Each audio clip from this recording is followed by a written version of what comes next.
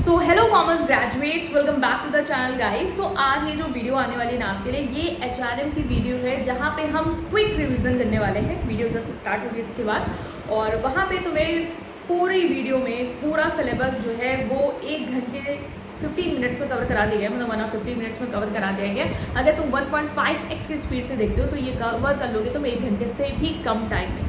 ठीक है, so please video को लाइक करना, चैनल को प्लीज़ सब्सक्राइब कर देना, तुम लोग करते नहीं हो।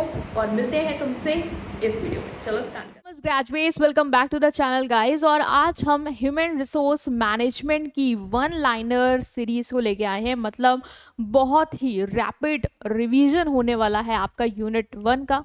ठीक है, तो वन लाइनर है। इसकी पीडीएफ कहाँ से मिलेगी? इसकी पीडीएफ मिलेगी तुम्हें टेलीग्राम ग्रुप की, लिंक है डिस्क्रिप्शन में, ज्वाइन कर लेना, वहां से डाउनलोड कर लेना। ठीक है, और लास्ट टाइम पे इसको गो थ्रू करके चले जाना, कॉन्सेप्ट दिमाग में सेट कर लेना, पेपर में लिख पाओगे। ठीक है, तो अगर अभी तक चैनल को सब्सक्राइब नहीं किया है तो जल्द से कर दो, वीडियो को लाइक कर दो, फ्रेंड्स के साथ शेयर कर दो, और चलो शुरू करते हैं। सबसे पहले कौन कौन से टॉपिक्स कवर हैं, तो यहाँ पे ना तुम्हारे जितने भी, ठीक है, यूनिट 1 के टॉपिक हैं। ठीक है, मीनिंग है, फंक्शन है, रोल है, स्टेटस है, organisation of HR department, policy, evolution, emerging challenges, ये सारी चीज़ें हमने कवर करी हैं शॉर्ट में।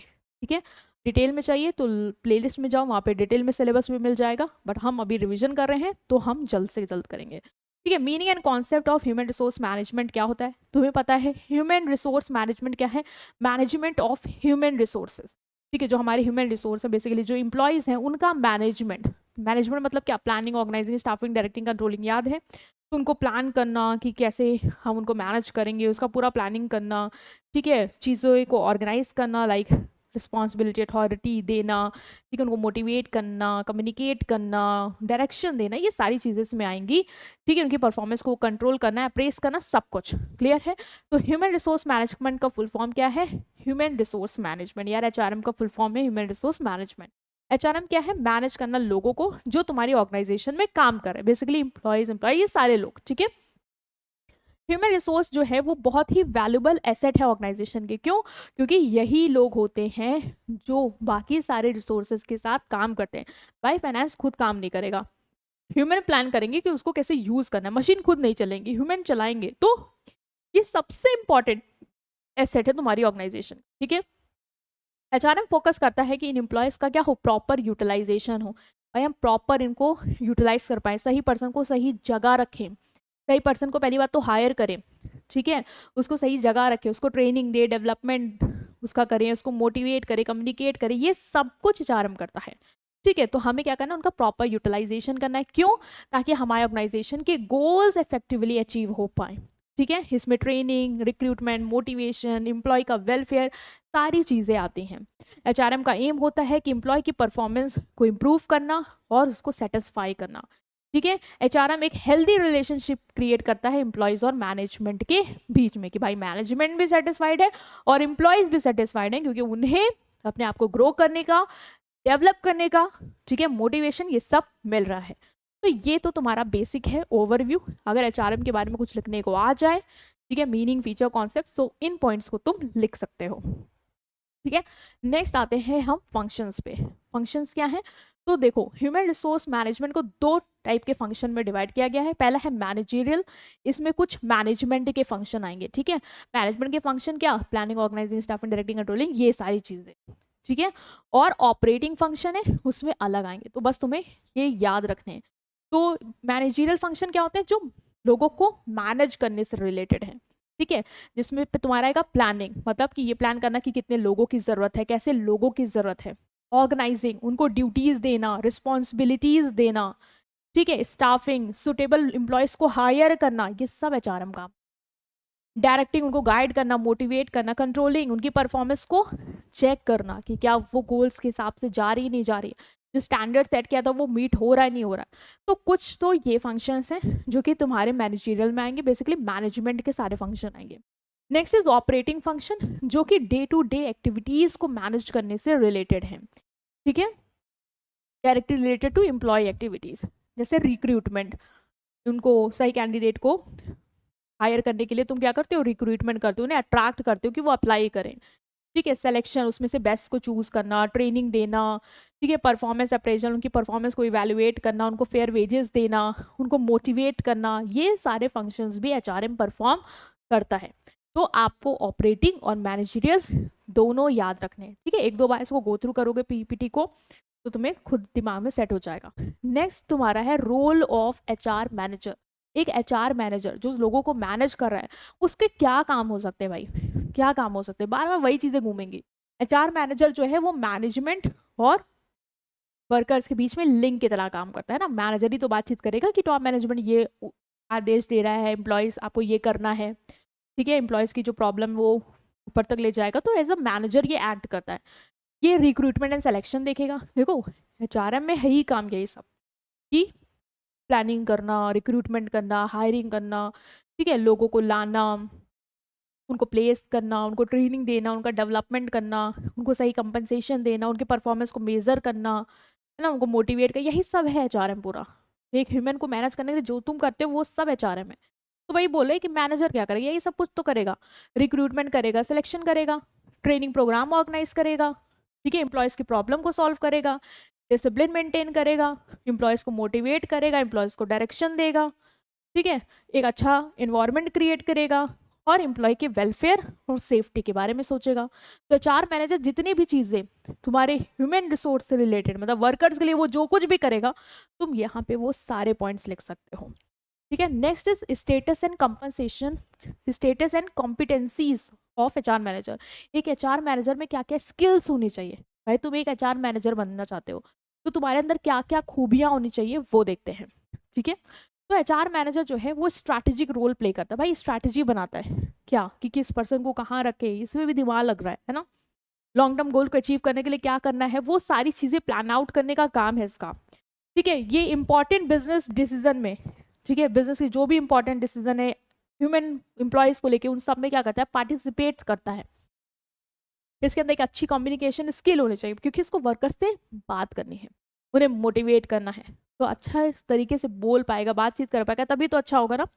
नेक्स्ट इज लीडरशिप क्वालिटी होनी चाहिए। तुम मैनेजर हो, तुमको एम्प्लॉयज को लीड करना आना चाहिए ताकि तुम उन्हें मैनेज कर पाओ, उनसे अपने काम करवा पाओ। डिसीजन मेकिंग स्किल्स होनी चाहिए कि कोई वर्कर तुमसे प्रॉब्लम्स बोल रहा है, तुम उसको कैसे सॉल्व करोगे, क्या डिसीजन दे सकते हो उसको, वो तुम्हें आना चाहिए। प्रॉब्लम सॉल्विंग एबिलिटी होनी चाहिए। टेक्निकल और मैनेजरियल नॉलेज, आजकल की जो टेक्निक्स यूज हो रही है, टेक्नोलॉजी अपडेशन है, उसको भी यूज करना तुम्हें आना चाहिए, ठीक है। और स्ट्रॉन्ग रिलेशनशिप कैसे बिल्ड करना है एम्प्लॉय के साथ, इंटरपर्सनल स्किल भी तुम्हारे अंदर होनी चाहिए। तो ये सारी चीज़ें ऑफ कोर्स एक मैनेजर के अंदर होनी चाहिए, तभी वो लोगों को मैनेज कर पाएगा। भाई डिसीजन लेना आना चाहिए, प्रॉब्लम सॉल्व करना आना चाहिए, बातचीत करना आना चाहिए, है ना, मोटिवेशन देना आना चाहिए। Next is organisation of HR department. जो एचआर डिपार्टमेंट है, ठीक है, उसके बारे में पढ़ते हैं कि वो क्या है। HR department manage all employ related activity. जो एचआर डिपार्टमेंट होता है ना, अलग से ह्यूमन रिसोर्स को मैनेज करने के लिए एक डिपार्टमेंट बनाया जाता है। जैसे मार्केटिंग डिपार्टमेंट, प्रोडक्शन डिपार्टमेंट ये होते हैं ना, वैसे ही ह्यूमन को मैनेज करने के लिए भी अलग से डिपार्टमेंट बनता है। वही बोल रहा है कि इस डिपार्टमेंट का काम क्या है कि एम्प्लॉय से रिलेटेड जितनी भी एक्टिविटीज़ हैं, चाहे वो हायरिंग हो, सिलेक्शन हो, ट्रेनिंग हो, डेवलपमेंट हो, सब कुछ उसको क्या करना है, मैनेज करना है। Large organisation usually have separate HR department. बड़ी ऑर्गेनाइजेशन का अलग से डिपार्टमेंट ही होता है एचआर का।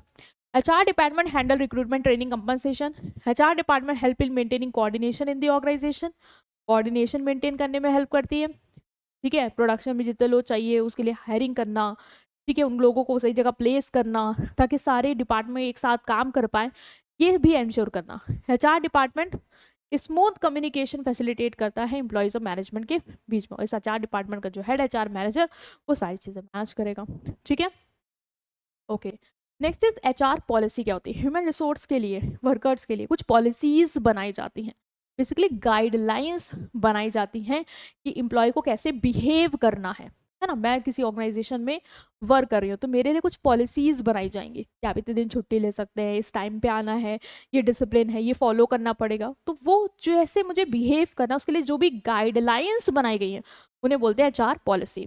तो एचआर पॉलिसी इंश्योर करता है कि ऑर्गेनाइजेशन में फेयरनेस एंड कंसिस्टेंसी रहे, क्योंकि भाई सब लोग वही गाइडलाइन फॉलो करेंगे, तो ऐसा नहीं किसी के साथ बहुत फेवर किया जा रहा है, किसी को एकदम इग्नोर किया जा रहा है ऐसा नहीं होगा, फेयरनेस मेंटेन रहेगा।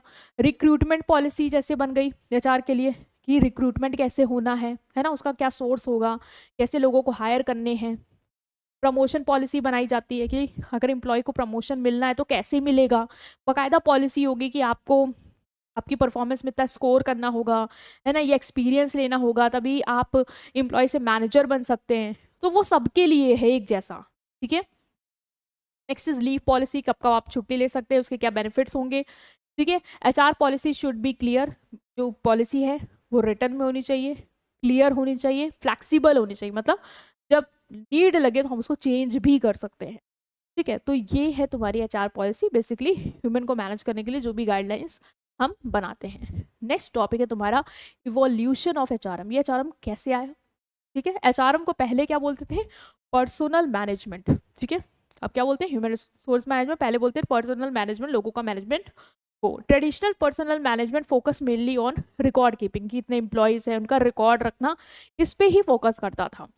लेकिन आज का एम्प्लॉय के डेवलपमेंट पे, उनके मोटिवेशन पे, भाई एम्प्लॉयज को सिर्फ रिकॉर्ड रखने से कुछ नहीं होगा, वो मोटिवेटेड हैं या नहीं, क्या उनको ट्रेनिंग दी जा रही नहीं दी जा रही, वो सब भी देखना है। तो एचआरएम जो है वो इम्पॉर्टेंट पार्ट हो गया बिजनेस की स्ट्रैटेजीज में। हम ह्यूमन रिसोर्स को कैसे मैनेज करना है वो भी डिस्कस करते हैं, ठीक है। इवन टेक्नोलॉजी ने और भी चेंजेस ला दिए हैं ह्यूमन रिसोर्स को मैनेज करने के लिए। मैं कह रहा पूरा सिस्टम है, ठीक है, मॉडर्न सिस्टम जिसमें एम्प्लॉयज़ की सारी डिटेल ऑनलाइन विजिबल है, ठीक है। टेक्नोलॉजी के थ्रू अब हम जो है वो वर्कर को ज़रूरी नहीं है वो काम पे आके वर्क करे, मतलब वर्क प्लेस पे आए, ठीक है, फिजिकली काम करे, वो घर से भी काम कर सकता है। तो वहाँ पे उसको कैसे मैनेज करना है, ये सब भी चीज़ें बदली हैं। तो ऑफकोर्स चीज़ें अपडेट भी हुई हैं। एचआरएम नाउ फोकस करता है एम्प्लॉय की ग्रोथ पे, ऑर्गेनाइजेशन की सक्सेस पे, इन सब पे, ना कि सिर्फ एम्प्लॉय का रिकॉर्ड रखना, ठीक है, कितनी सैलरी देनी, कितने लोग हैं, कितने दिन आए, ये सारी चीज़ें, ठीक है। Next is emerging challenges in HRM, ये लास्ट है कि क्या क्या चैलेंजेस आए हैं मेरे एचआरएम में। देखो यार, जब मॉडर्नाइजेशन आया है ना, तो एम्प्लॉयज़ को मैनेज करने में कुछ कुछ चैलेंज भी हैं, प्रॉब्लम्स भी हैं, जो एक मैनेजर को फेस करनी पड़ रही है, ठीक है। सबसे पहला है वर्कफोर्स डाइवर्सिटी। वर्कफोर्स डाइवर्सिटी मतलब अलग अलग बैकग्राउंड के एम्प्लॉयज़ हैं जो एक साथ काम कर रहे हैं। अब तो डाइवर्सिटी से क्या होता है, अलग अलग जगह का इंसान आएगा, अलग अलग आइडियाज़ लेके आएगा, क्रिएटिविटी लेके आएगा, बट अलग अलग एम्प्लॉयज़ को मैनेज करना तो एक चैलेंज है कि नहीं है यार। सब एक जैसे बैकग्राउंड के, एक जैसे कल्चर के नहीं है, सबका कल्चर अलग अलग है। तो कौन किस चीज़ पे गुस्सा हो जाए, कौन किस चीज़ पे खुश हो जाए, ये सब देखना पड़ेगा। तो थोड़ा सा चैलेंज बढ़ गया एचआर के लिए, मैनेजर के लिए। Next is down sizing. Down sizing मतलब एम्प्लॉयज़ को रिड्यूस करना, ठीक है। कहते नहीं कि ले ऑफ कर दिया गया है। क्यों किया जाता है, क्योंकि कॉस्ट कम करनी है। अब एम्प्लॉयज़ को कैसे हम डाउन साइजिंग करें, मतलब कैसे हटाएं, उससे उसका मोरल जो है वो डाउन होगा, वो फ्रस्ट्रेट हो सकता है, उसको भी मैनेज करना एक चैलेंज है मेरे मैनेजर के लिए। Next is work life balance. आजकल लोग ना सिर्फ काम नहीं फोकस करना चाहते, वो चाहते हैं कि उनके लाइफ का भी तो कुछ पार्ट है जो वो इंजॉय करें, है ना। प्रोफेशनल लाइफ और फैमिली लाइफ सब मैनेज करना चाहते हैं। तो flexible working hours employees demand करते हैं कि हमें मतलब ऐसा टाइमिंग हो जो थोड़ा हमारे सुटेबिलिटी के हिसाब से हम फ्लेक्सिबल हो, जिस हिसाब से हम स्विच कर सकें। इवन वर्क फ्रॉम होम, तो ये भी हमें उनको प्रोवाइड करना है ताकि भाई वो खुश रहे। तो ये कैसे करना है, ये भी एक चैलेंज है। नेक्स्ट इज टेक्नोलॉजी अपडेट हो रही है ना। एम्प्लॉयज़ को हमें उनकी ट्रेनिंग देनी पड़ेगी, जो नया सिस्टम ने टेक्नोलॉजी आएगी, तो ट्रेनिंग कैसे देंगे, उनको कैसे कन्विंस करेंगे, ये भी एक चैलेंज है। नेक्स्ट इज एम्प्लॉय रिटेंशन, मतलब एम्प्लॉयज़ को, जो टैलेंटेड एम्प्लॉयज़ उनको ऑर्गेनाइजेशन में रिटेन रोक के रखना। इसके लिए उनको अच्छी सैलरी देनी होगी, उनके लिए हमें अपॉर्चुनिटीज़ प्लान करनी होगी जिससे वो रिटेन करे, रुके, है ना। अगर एम्प्लॉय जल्दी जल्दी छोड़ के जाएंगे तो कॉस्ट बढ़ेगी भाई हायरिंग की, है ना। तो हम तो कोशिश करेंगे वो रिटेन रहे, तो कैसे रिटेन करें, क्या प्लानिंग करें, क्या अपॉर्चुनिटीज़ दी जाए उन्हें, ये प्लान आउट करना भी भाई एक चैलेंज है। तो ये सारी चीज़ें हैं तुम्हारे यूनिट 1 में जो हमने क्विकली रिकैप कर ली हैं। और डिटेल में देखना है तो प्लीज़ तुम प्लेलिस्ट में देख लेना, डिटेल में तुम्हें आई गेस वीडियो मिल जाएगी। आज हम आपके एचआरएम के वन लाइनर यूनिट 2 को लेके आए हैं और इसका रैपिड रिवीजन करने वाले हैं। सो इससे पहले वाला अगर आपने नहीं किया तो 15 मिनट्स का था जिसमें हमने यूनिट 1 कवर की है, तो गाइस प्लीज उसको देख लेना। और ये देखो ये टॉपिक्स हैं जो हम कवर करने वाले हैं, मतलब job analysis, job description, specification, recruitment, sources, selection process, testing, interview, placement, induction and all.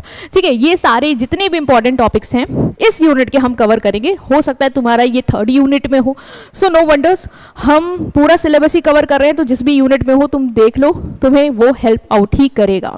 ठीक है, तो स्टार्ट कर रहे हैं तुम्हारे ह्यूमन रिसोर्स प्लानिंग के साथ। देखो ह्यूमन रिसोर्स प्लानिंग क्या होती है? प्लानिंग मतलब क्या? एडवांस में कुछ डिसाइड करना। ठीक है, किसको लेके डिसाइड कर रहे हैं? ह्यूमन को लेके डिसाइड कर रहे हैं। ठीक है, मतलब हमें कितने लोग चाहिए होंगे। हाँ, human resource planning means estimating the future man power requirement, मतलब फ्यूचर में हमें कितने लोग चाहिए होंगे। भाई प्लानिंग जो है ना वो फ्यूचर को लेके करी जाती है। तो ह्यूमन रिसोर्स प्लानिंग क्या है? प्लानिंग कर रहे हैं कि ह्यूमन रिसोर्स कितने चाहिए होंगे, estimation of man power. Man power basically क्या? जो ह्यूमन रिसोर्स है, जो वर्क करेंगे, उनकी कितनी रिक्वायरमेंट है। It ensure right number of, भाई क्यों हम पता लगा रहे हैं? ताकि हमारे पास सही समय पे सही नंबर में लोग अवेलेबल हो। ऐसा ना हो कि लोग नहीं और हमारा काम रुक जाए, या इतने ज्यादा लोग हो गए कि हमारी कॉस्ट फालतू में बढ़ रही है। एचआर प्लानिंग जो भी है शॉर्टेज सरप्लस को अवॉइड करती है, तुम्हें पता है। Next is proper utilisation of human resource. भाई जितने लोग चाहिए उतने लोग अवेलेबल हैं, सही समय पे अवेलेबल हैं, तो सही से यूटिलाइजेशन हो जाएगा, है ना। जो गोल्स हैं वो क्या हो जाएंगे? इफेक्टिवली अचीव हो पाएंगे। So this is all about human resource planning. Basically याद रखना, एस्टिमेट करते हैं और उसके जो भी चीजें हैं बेनिफिट्स वगैरह लिख देना।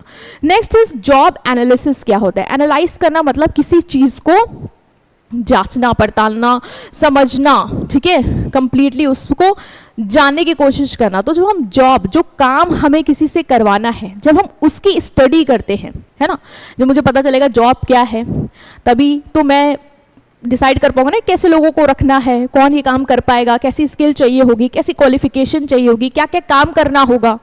ठीक है, तो जॉब एनालिसिस बेसिकली क्या है? Systematic study of job, job की सिस्टमैटिक वे में स्टडी। ओके, ये आइडेंटिफाइज करती है कि क्या ड्यूटीज है, क्या रिस्पॉन्सिबिलिटी है, क्या रिक्वायरमेंट है जॉब की। लाइक मुझे पता चला कि मुझे ना एक वीडियो एडिटर चाहिए, तो ये वीडियो एडिटर की जॉब का मैंने क्या किया? एनालिसिस किया। भाई इसमें कौन से स्किल्स हैं जो मैं एक पर्सन को जब हायर करूंगी तो उसमें चाहिए की हो।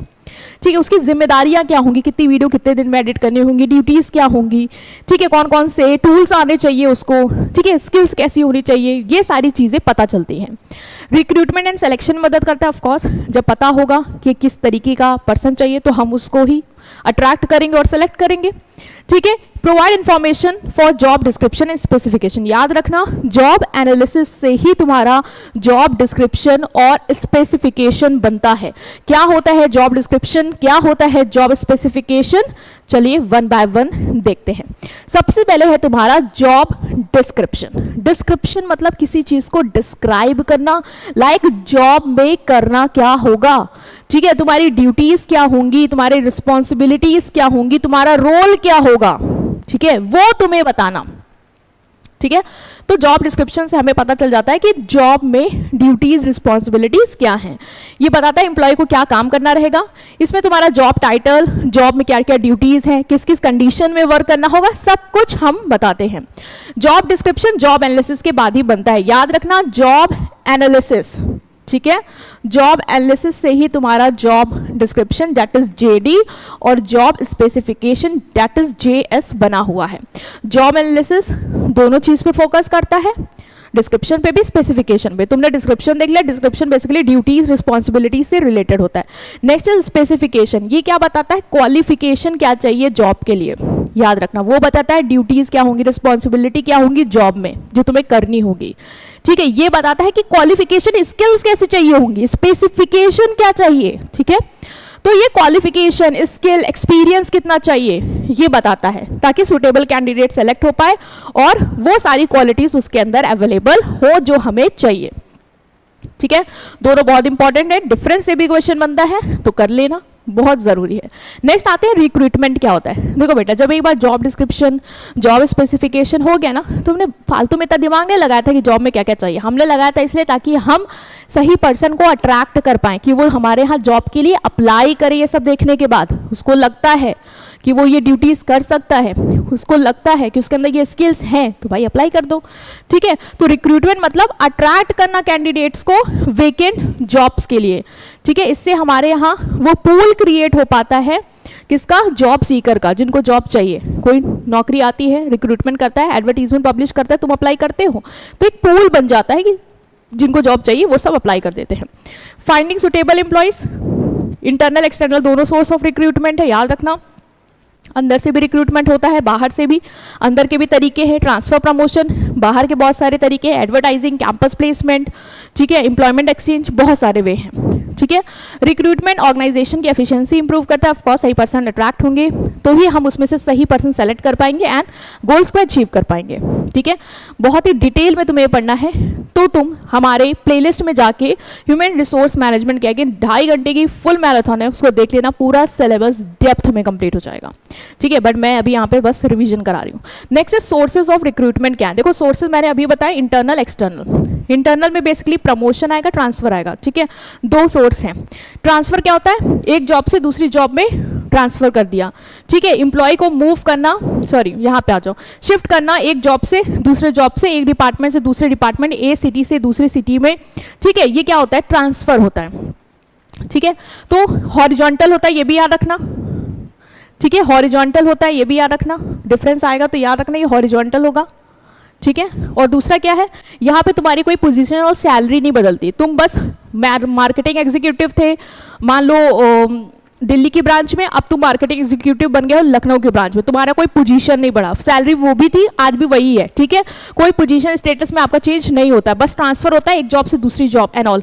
प्रमोशन क्या होता है, मूव करना हायर पोजीशन पे, ये वर्टिकल होता है, तुम यहाँ से तुम यहाँ पहुँचा दिया गया, मतलब तुम कल को एक सुपरवाइजर से आज को तुम मैनेजर बन गए हो, तो तुम्हारा क्या हो गया, प्रमोशन हो गया, लोअर पोजीशन से हायर पोजीशन पे, ठीक है। तो क्या यहाँ पे सैलरी, अथॉरिटी, रिस्पॉन्सिबिलिटी इंक्रीज होगी, तो ऑफकोर्स होगी यार, तुम मैनेजर हो, अब सुपरवाइजर के हिसाब की रिस्पॉन्सिबिलिटी नहीं होगी, ज़्यादा होगी, सैलरी पे स्केल भी आपका बढ़ेगा। तो ये दो इंटरनल हैं, याद रखना, TP, transfer and promotion. Next आता है कुछ एक्सटर्नल सोर्सेज भी है, बहुत इंपॉर्टेंट है।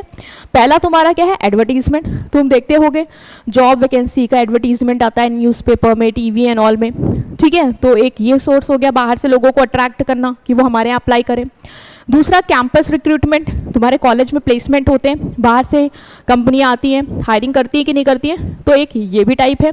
एम्प्लॉयमेंट एक्सचेंज, गवर्नमेंट प्लेटफॉर्म है, जो एम्प्लॉयज़ हैं, ठीक है, मतलब जो एम्प्लॉयर है बेसिकली और जो जॉब सीकर, उनका डेटा मेंटेन करता है, उनको कनेक्ट करता है, ठीक है। प्लेसमेंट एजेंसी, ये भी इन्हीं की तरह काम करती है, बस ये प्राइवेट होती है, ठीक है। और ऑर्गेनाइजेशन को सुटेबल कैंडिडेट्स प्रोवाइड कराती हैं, ये भी डेटाबेस मेंटेन करती है। डायरेक्ट रिक्रूटमेंट, तुम्हारी फैक्ट्री है, तुमने उसके बाहर एक नोटिस लगा दी कि इतने लोगों की हायरिंग चल रही है, लोग अप्लाई करेंगे, तो ये डायरेक्ट हो गया, ठीक है।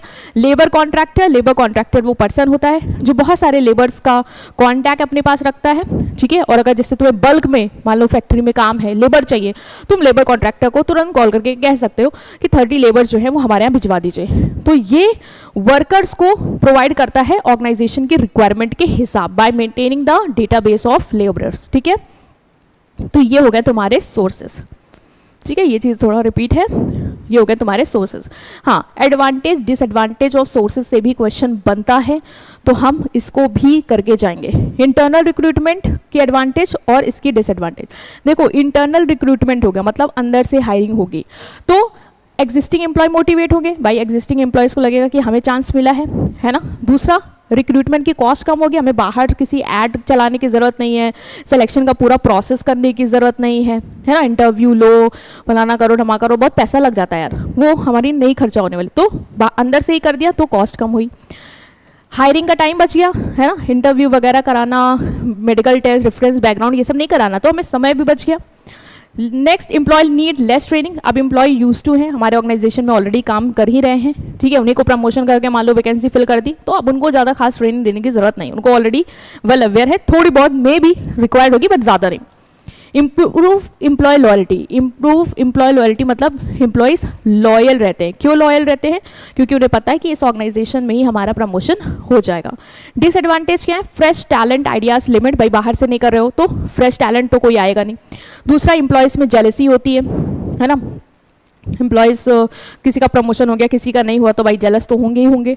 Next is one vacancy create another vacancy. अब मान लो हायर वाली पोजीशन तो भर दी, लेकिन जिस पर्सन को लोअर से उठा के हायर पे पहुंचाया, मान लो सुपरवाइजर को मैनेजर बना दिया, अब सुपरवाइजर की भी तो खाली हो गई पोस्ट, है ना, तो उसको तो भरना पड़ेगा।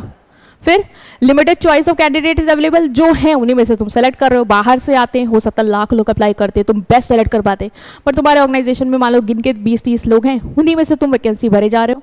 चांस ऑफ फेवरेटिज्म, हाँ लोग बहुत सारे होते हैं, रिश्तेदारों को जानते तो उन्हीं को ही प्रमोट कर देते हैं, तो ये भी एक डिसएडवांटेज है, तो ये भी आपको याद रखना है। नेक्स्ट आता है एक्सटर्नल वाले की क्या हमारे एडवांटेजेस और डिसएडवांटेजेस हैं।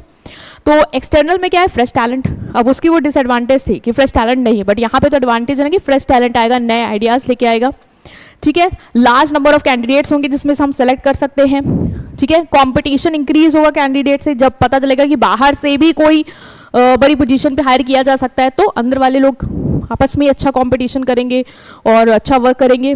एक्सपर्ट्स हायर कर सकते हो भाई, जो बहुत ही अच्छे लोगों ने अप्लाई किया उनमें से कोई बहुत ही अच्छा धुरंधर फील्ड का एक्सपर्ट तुम्हारे ऑर्गेनाइजेशन में हायर हो सकता है। और ऑर्गेनाइजेशन में इनोवेशन होगा, नया आएगा तो कुछ नए आइडियाज़ लाएगा और इनोवेशन होगा। डिसएडवांटेज क्या है, कॉस्टली एंड टाइम कंज्यूमिंग। भाई टाइम कंज्यूमिंग है, क्योंकि आप अभी देखोगे कि बहुत लंबा प्रोसेस होता है, so it will take your time, ठीक है। New employ needs training, of course वहाँ पे यही एडवांटेज है कि ट्रेनिंग की ज़रूरत नहीं है उतनी, बट यहाँ पे तो चाहिए ना, उसको आपका इन्वायरमेंट नहीं पता, उसको इंट्रोड्यूस करो, सॉफ्टवेयर सिखाओ, तो भाई लगेगा टाइम, ठीक है। एम्प्लॉय का मोरल रिड्यूस हो सकता है, जब पुराने वाले एम्प्लॉयज़ को लग रहा है सब बाहर से आके वैकेंसी भरे जा रहे हैं, तो ऑफकोर्स उन्हें लगेगा प्रमोशन का चांस नहीं है। सिलेक्शन लेंदी प्रोसेस है। New employment take more time to adjust, of course उन्हें ऑर्गेनाइजेशन में ढलने में समय लगेगा, नो डाउट, ठीक है। अब आते हैं तुम्हारे नेक्स्ट पे, दैट इज सिलेक्शन। बहुत इंपॉर्टेंट है। अभी तो हमने रिक्रूटमेंट देखा जहां पे हमने बस अट्रैक्ट किया था कैंडिडेट्स को कि जॉब में अप्लाई करें। अब आते हैं सिलेक्शन पे। सिलेक्शन में कीवर्ड याद रखना, choosing the most suitable candidate, मतलब जितने लोगों ने अप्लाई किया उनमें से मोस्ट सुटेबल, जो सबसे बेस्ट है, उसको चूज करना, मतलब क्या है, सिलेक्शन, ठीक है। तो जब एक बेस्ट चूज करे तो क्या बाकी सबको रिजेक्ट नहीं कर रहे, ऑफ कोर्स अनसुटेबल को रिजेक्ट कर रहे हैं, बेस्ट को सेलेक्ट कर रहे हैं, तो दिस इज व्हाट, सिलेक्शन, ठीक है। तो हायरिंग एफिशिएंट एम्प्लॉयज, अच्छे एम्प्लॉयज हायर करते हैं भैया, यही सिलेक्शन का टारगेट भी होता है, तो ये भी इंपॉर्टेंट है। याद रखना रिक्रूटमेंट पॉजिटिव है और सिलेक्शन तुम्हारा नेगेटिव है। क्यों? क्योंकि रिक्रूटमेंट में तुम किसी को रिजेक्ट नहीं करते, बट सिलेक्शन में तुम रिजेक्ट करते हो, ठीक है।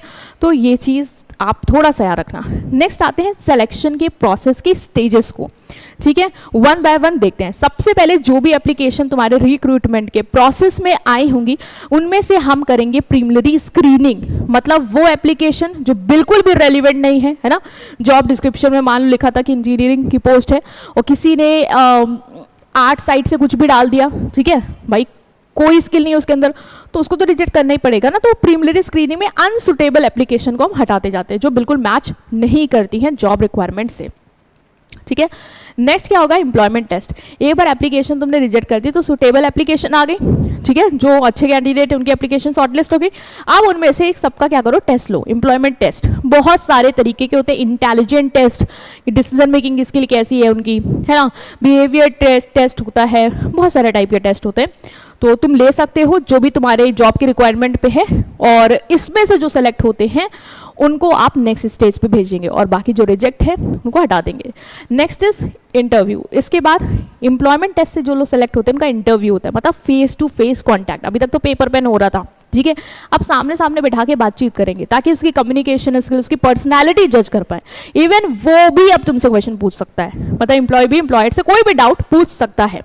Next is reference check. अब इंटरव्यू में जो लोग सेलेक्ट हुए उनका क्या होगा, रेफरेंस चेक होगा, मतलब बैकग्राउंड चेक होगा, ठीक है। उनके कलीग्स या जिनका भी नंबर दिया है, पास्ट एम्प्लॉयर, उनसे कॉन्टैक्ट किया जाएगा, पूछा जाएगा इनका बिहेवियर वगैरह क्या है, इन्फॉर्मेशन वेरीफाइड होगी। नेक्स्ट मेडिकल एग्जामिनेशन, भाई तुम फिजिकली मेंटली फिट हो या नहीं, पता चला तुम हर चीज़ में अच्छे हो लेकिन तुम मेंटली नहीं फिट हो या फिजिकली बहुत जल्दी थक जाते हो, तो फिर काम कैसे कर पाओगे, ठीक है। फाइनल सिलेक्शन हो जाएगा, जो बंदा इसमें सेलेक्ट हो गया, मतलब सारे लेवल पार कर दिया, उसको हम फाइनली सेलेक्ट कर लेंगे।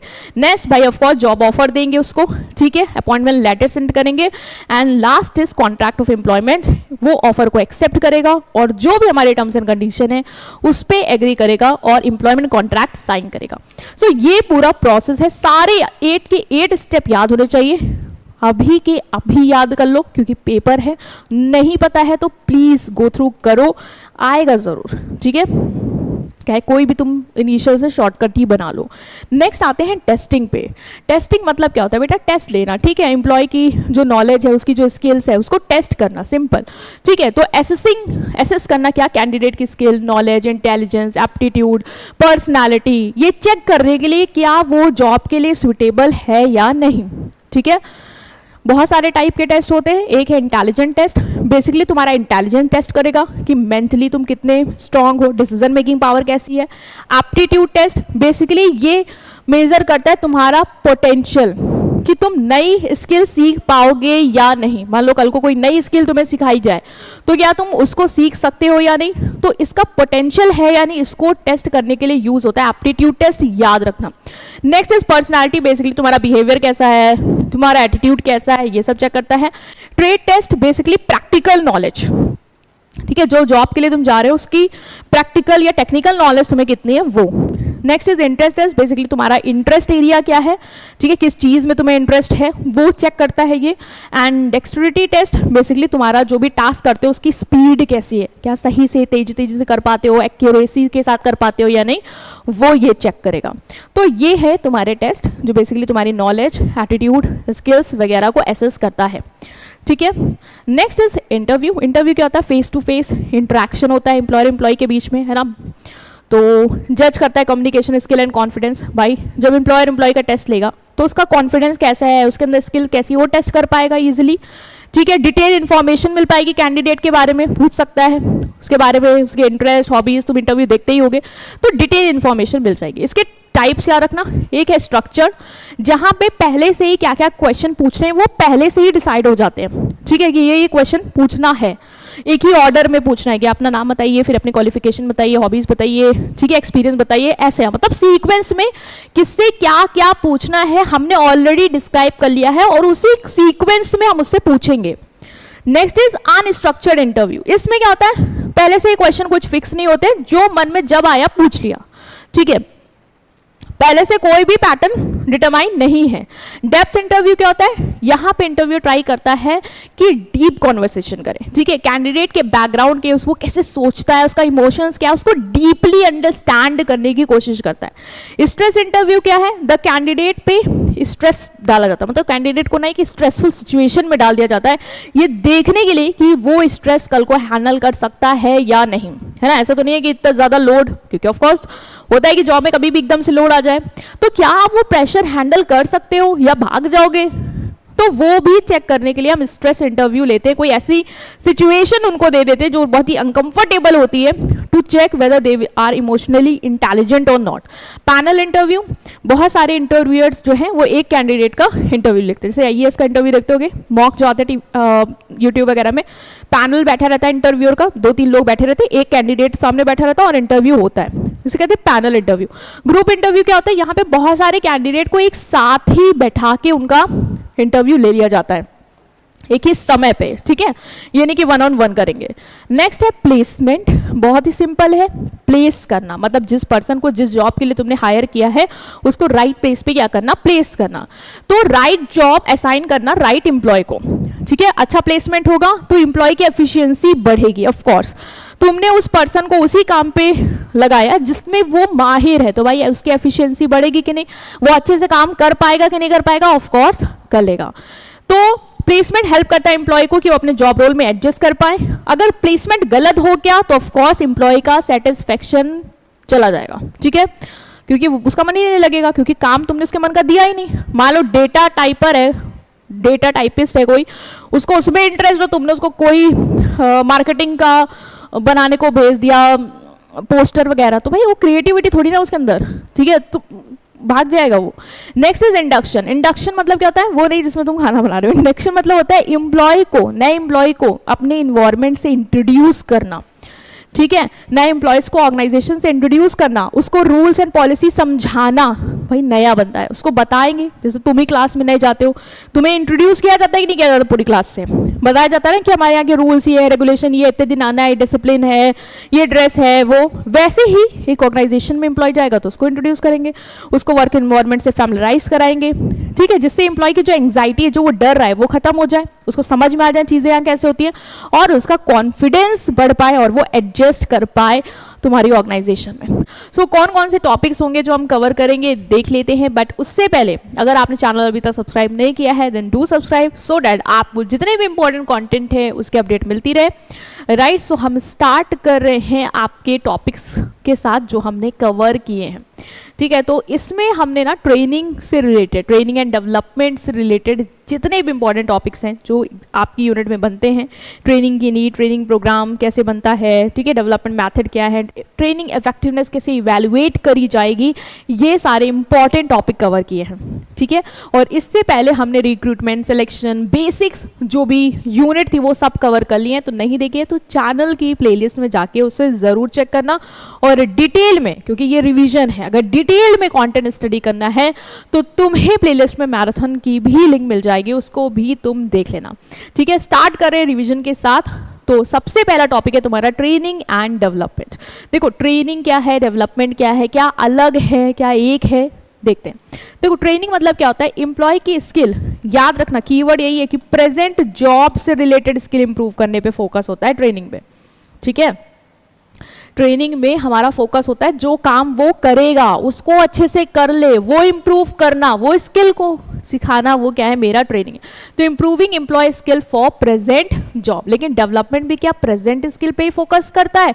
नहीं, डेवलपमेंट जो है वो ओवरऑल ग्रोथ पे फोकस करता है, तुम्हारा ओवरऑल डेवलपमेंट पे फोकस करता है।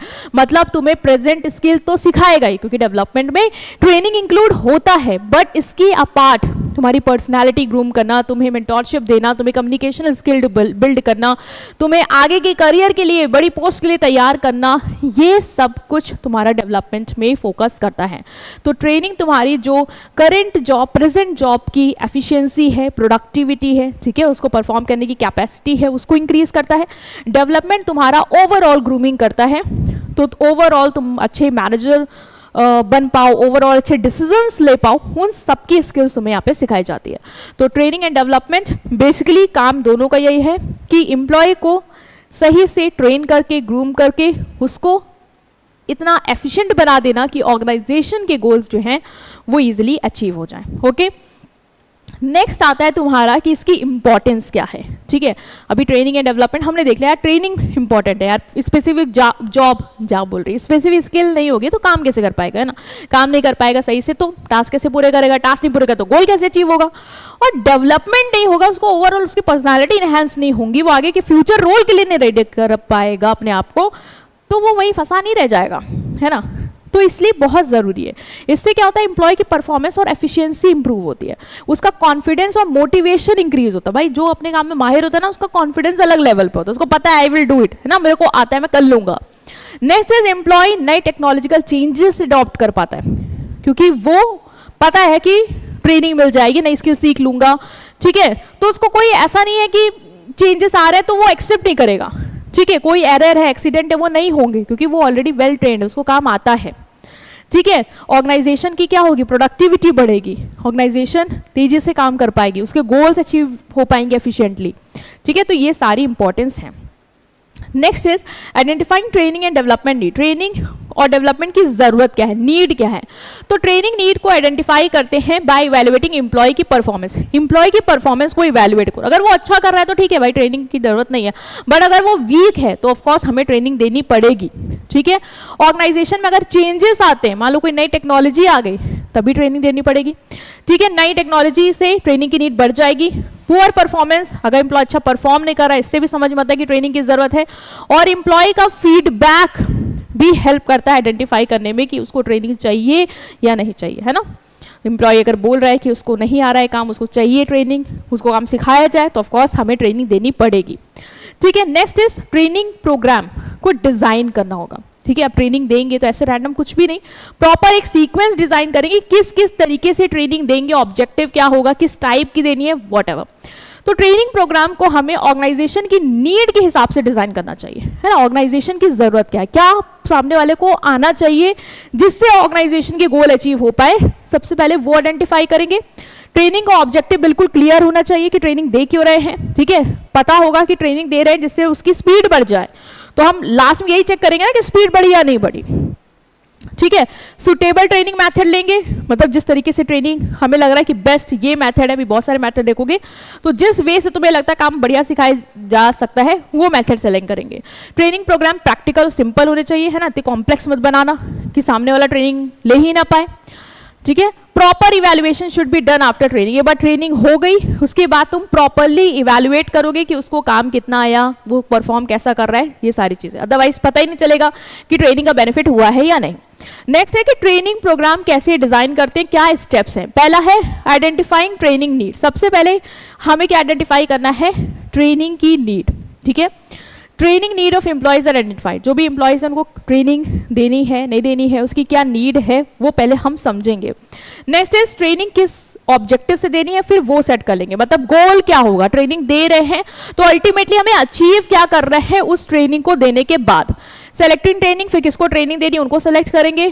ट्रेनिंग का मैथड सेलेक्ट करेंगे, ठीक है, किस मैथड से देंगे, उसको हम एक सीनियर सुपरवाइजर के अंडर ट्रेनिंग दें, ठीक है, या उसको अलग से मशीनरी पे रियल वर्क इन्वायरमेंट से अलग ले जाके ट्रेनिंग दें, या प्रेजेंटेशन के या वीडियो दिखा के ट्रेनिंग दे दें, मतलब मैथड हम सेलेक्ट करेंगे। Next is preparing training schedule या स्केड्यूल, टाइम एंड ड्यूरेशन, कब कब देनी है, किस समय देनी है, वो सारा डिजाइन कर लेंगे।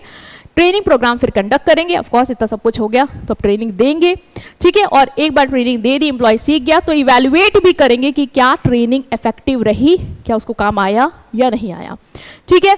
तो ट्रेनिंग नीड को समझना, ट्रेनिंग का ऑब्जेक्टिव सेट करना, किसको ट्रेनिंग देनी है वो सेलेक्ट करना, ठीक है, ट्रेनिंग किस तरीके से देनी है वो सेलेक्ट करना, ट्रेनिंग का पूरा शेड्यूल बनाना, ट्रेनिंग प्रोग्राम कंडक्ट करना एंड बाद में उसको इवैल्यूएट भी करना कि वो इफेक्टिव रहा या नहीं।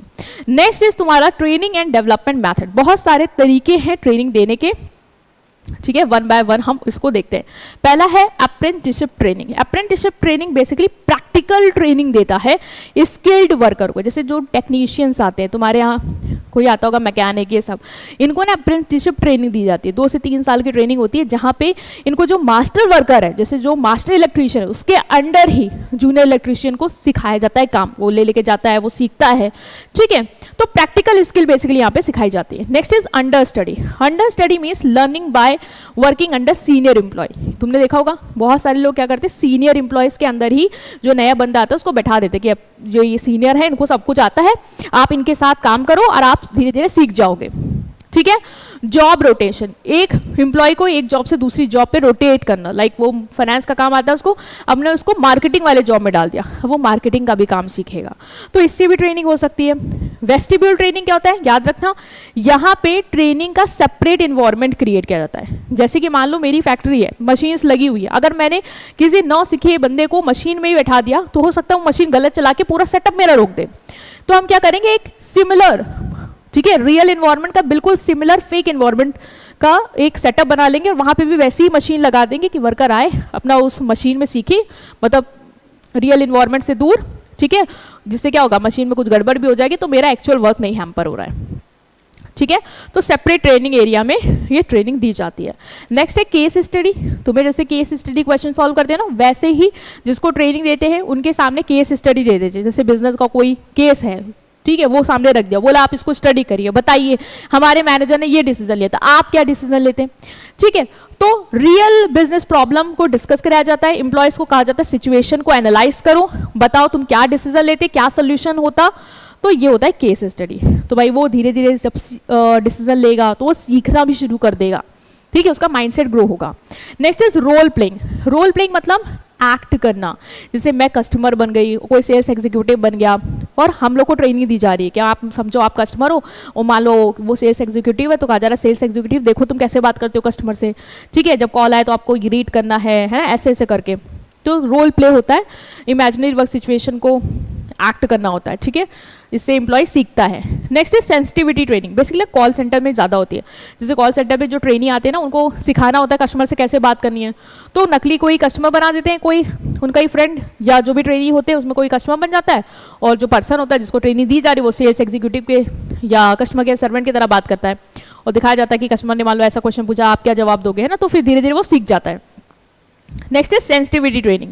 सेंसिटिविटी ट्रेनिंग बेसिकली एम्प्लॉय के बिहेवियर और रिलेशनशिप को इंप्रूव करने के लिए दिया जाता है। तुम तो देखते हो ना, बहुत सारे एम्प्लॉय दूसरे लड़ते हैं, उनको बैठाया जाता है, बोला जाता है कि आप लोग एक दूसरे के जो भी पॉइंट ऑफ व्यू है ओपनली रखिए, एक दूसरे के सामने एक दूसरे का बिहेवियर जो भी है बताइए कि आप ऐसा क्यों रिएक्ट करते हैं, आपको क्या फील होता है, ताकि वो दोनों लोग एक दूसरे को समझे, सुने और रिलेशनशिप जो है वो इंप्रूव हो पाए। ठीक है, next is in basket method. In basket method में क्या होता है, एम्प्लॉय की, मान लो बास्केट है, एम्प्लॉय की बास्केट में बहुत सारी फाइल्स, ठीक है, पेंडिंग मेल्स, ये सब डाल देते हैं और कहते हैं कि तुम अब डिसीजन मेकिंग करो, ठीक है, सिचुएशन को समझो, प्रॉब्लम को देखो और उसको सॉल्व करो। तो एम्प्लॉय यहाँ पे किसी मैनेजर की तरह एक्ट करता है, प्रॉब्लम को सॉल्व करता है। Next is management game. Management game basically business games होते हैं, ठीक है, जिससे एम्प्लॉयज को ट्रेनिंग दी जाती है। लाइक मैंने रोल प्ले का ही कोई गेम दे दिया, ठीक है, या मैंने कोई मान लो प्रॉब्लम रख दी सामने और कहा कि तुम बताओ अगर मैनेजर होते तो कैसे डिसीजन लेते, ठीक है, तुम सोचो इस तरीके से। तो ये सभी तरीके के वे हो सकते हैं। कोचिंग क्या है, एम्प्लॉय को एक्सपीरियंस सुपरवाइजर के अंदर ट्रेन करवाना। जैसे कोई वर्कर है, उसको कोई सुपरवाइजर जो उसके ऊपर है, उसको कह दिया कि तुम इसको देखते रहो, ये कैसे काम कर रहा है, और जहाँ भी तुम्हें लगता है गड़बड़ कर रहा है, नया है, तो उसको सिखाओ काम। तो ये होता है कोचिंग, कोचिंग देना। ठीक है, तो ये चीज़ आपको याद रखना है। Next is mentoring. मेंटोरिंग मतलब सीनियर एम्प्लॉय के थ्रू गाइडेंस देना तुम्हें, ठीक है। Management development programme. Management development programme improve manager skill and leadership abilities. ऐसे प्रोग्राम्स होते हैं जिसमें तुम्हें मैनेजर बनाने के लिए जो भी स्किल्स है, एबिलिटीज़ हैं जो आनी चाहिए, उसको सिखाया जाता है, उसको इंप्रूव किया जाता है। ठीक है, तो बहुत सारे मैथड्स हैं, तो इन सबको पता होना चाहिए। Next is evaluating training effectiveness. हमने ट्रेनिंग दी तो ट्रेनिंग इफेक्टिव रही या नहीं, एम्प्लॉय को काम आया नहीं आया, वो इवैल्यूएट करना, मतलब मेजर करना success of training programmes. Training programme successful रहा, कितना रहा, ये चीज मेजर करना। Employ performance check after training. Training के बाद एम्प्लॉय परफॉर्मेंस चेक की जाएगी, फीडबैक लिया जाएगा जिससे पता चलेगा एम्प्लॉय ने कैसा काम किया। ठीक है, effective training improve productivity and performance. अगर ट्रेनिंग बढ़िया से हो गई है तो ऑफ कोर्स उसकी परफॉर्मेंस बेटर हो जाएगी। ठीक है, और ट्रेनिंग प्रोग्राम का जब हम इवैल्यूएशन करते हैं तो ये भी पता चलता है कि वीकनेस क्या है। ठीक है, मान लो कि नहीं आ रहा उसे कोई काम, तो क्या ट्रेनिंग का प्रोग्राम जैसे डेवलप किया, जो मेथड है, क्या उसमें कोई कमी रहेगी कि वो नहीं सीख पाया, तो ये भी हमें पता चल जाएगा। ठीक है, लास्ट है तुम्हारा method of evaluating training effectiveness. किस किस तरीके से हम इवैल्यूएट करेंगे कि ट्रेनिंग इफेक्टिव रही, मतलब प्रभावशाली रही या नहीं रही। ठीक है, ऑब्जर्वेशन मेथड, भाई हम एम्प्लॉय की परफॉर्मेंस ऑब्जर्व कर लेंगे ट्रेनिंग के बाद, इससे पता चल जाएगा कि सीखा कि नहीं सीखा उसने। ठीक है, नेक्स्ट इज फीडबैक मेथड। जो एम्प्लॉयज हैं उनसे फीडबैक कलेक्ट कर लेंगे ट्रेनिंग प्रोग्राम के बारे में, कि आपको क्या लगा, ट्रेनिंग सिंपल थी, क्या कुछ ऐसा लगा कि नहीं ये मेथड से नहीं समझ पा रहे थे, मतलब जो भी है हमें पता चल जाएगा। परफॉर्मेंस अप्रेजल, एम्प्लॉय की परफॉर्मेंस को देखेंगे, पहले देखेंगे कैसे कर रहा था, बाद में देखेंगे, जिससे पता चल जाएगा ट्रेनिंग से इसको सीखा है या नहीं सीखा है। ठीक है, टेस्ट मेथड, रिटर्न और प्रैक्टिकल टेस्ट ले सकते हैं ट्रेनिंग के बाद, है ना, तो कुछ कह देंगे करके दिखाओ, मशीन चला के दिखाओ, पता चल जाएगा सीखा कि नहीं सीखा। प्रोडक्टिविटी मेजरमेंट, भाई अगर उसकी प्रोडक्टिविटी बढ़ गई, पहले धीरे धीरे कर रहा था, बहुत तेजी से करने लग गया, काम समझ में आ रहा है, इसका मतलब ट्रेनिंग इफेक्टिव रही, उसको समझ में आ गया है काम। बिहेवियर चेंज मेथड, अगर एम्प्लॉय का बिहेवियर, एटीट्यूड चेंज हुआ, ठीक है, पहले वो अंडर कॉन्फिडेंस, वो बहुत ही कॉन्फिडेंस साउंड कर रहा है, समझ में आएगा ट्रेनिंग इफेक्टिव रही है। Cost benefit analysis, training cost is compared with benefit receive, भाई मेरा कितना खर्चा कर दिया ट्रेनिंग को कराने में और कितना बेनिफिट मिल गया मुझे। ठीक है, उसके कंपैरिजन करके भी पता चलेगा ट्रेनिंग इफेक्टिव रही या नहीं। मान लो मैंने 10,000 का खर्चा कर दिया उसको सिखाने में काम, और उसकी प्रोडक्टिविटी बढ़ गई, जिससे अब कंपनी को 1 लाख का प्रॉफिट से इंक्रीज हो गया, तो ऑफकोर्स मेरा कॉस्ट कम लगी और बेनिफिट मुझे ज़्यादा मिल गया, इसका मतलब ट्रेनिंग क्या रही, इफेक्टिव रही। ठीक है स्टूडेंट्स, तो ये थे तुम्हारा रैपिड रिवीजन जो हमने डिस्कस किया। कौन सी टॉपिक्स को लेके है वो देख लेते हैं। यहाँ पे तुम्हारा परफॉर्मेंस अप्रेजल, ठीक है, परफॉर्मेंस अप्रेजल, पोटेंशियल अप्रेजल, कैसे अप्रेज करोगे, मेथड क्या होगा, ये सारी चीजें पे ही पूरी यूनिट बेस्ड है। बहुत ही इंटरेस्टिंग है, बहुत ही छोटी है, जल्दी से कवर कर लेंगे। और तुमने अगर अभी तक चैनल सब्सक्राइब नहीं किया है तो प्लीज चैनल को सब्सक्राइब कर देना, वीडियो को लाइक कर देना और अपने फ्रेंड्स के साथ जितने भी तुम्हारे ग्रुप्स हैं, ठीक है, वहां पे इसको शेयर करना मत भूलना, ठीक है। So let's begin. सबसे पहले स्टार्ट कर रहे हैं कि परफॉर्मेंस अप्रेजल क्या होता है, उसका नेचर क्या है। तो देखो, परफॉर्मेंस अप्रेजल क्या है, एक सिस्टमैटिक इवैल्यूएशन। परफॉर्मेंस मतलब क्या, जो भी इंप्लॉय परफॉर्म कर रहा है उसको सिस्टमैटिकली अप्रेज करना, मतलब इवैल्यूएट करना। भाई अच्छा काम कर रहा है, खराब काम कर रहा है, इवैल्यूएट करेंगे। तो परफॉर्मेंस अप्रेजल मतलब सिस्टमैटिक वे में, है ना, स्टेप बाय स्टेप, ठीक है, परफॉर्मेंस को इवैल्यूएट करना। It measure employ efficiency and productivity. भाई जब एम्प्लॉय के परफॉर्मेंस को अप्रेस करेंगे, इवैल्यूएट करेंगे, तो पता चलेगा ना कि वो कितना इफेक्टिव काम कर रहा है, कितने एफिशिएंटली, प्रोडक्टिविटी उसकी क्या है, ठीक है। परफॉर्मेंस अप्रेजल कॉन्टिन्यूस प्रोसेस है, एक बार कर लिया छोड़ दिया ऐसा नहीं है, हम कंटिन्यूसली अप्रेस करते रहेंगे कि अब परफॉर्मेंस कैसी है, कल को कैसी थी, आज को कैसी है। We will continuously do it, ठीक है। स्ट्रेंथ वीकनेस पता चलेगी तो ऑफकोर्स वो अच्छा है, किस चीज में कहाँ पे लैक कर रहा है, मशीन नहीं चला पा रहा है, क्या दिक्कत आ रही, सब पता चल जाएगा जब हम परफॉर्मेंस को इवैल्यूएट करेंगे। और अगर इवैल्यूएट करते हैं, परफॉर्मेंस पता लगती है, कोई वीकनेस उसको रिमूव करते हैं, उसको स्ट्रॉन्ग करते हैं, है ना, तो वो धीरे धीरे क्या है, आगे के रोल्स के लिए काबिल बन पाएगा, ठीक है। उसको प्रमोशन कर देना है नहीं देना, ये भी हम डिसीजन ले पाएंगे। अगर वो एफिशिएंटली बहुत अच्छे से काम करने लग गया है तो ऑफकोर्स हम उसको उसकी परफॉर्मेंस के बेसिस पे प्रमोशन दे सकते हैं या ट्रांसफर भी कर सकते हैं।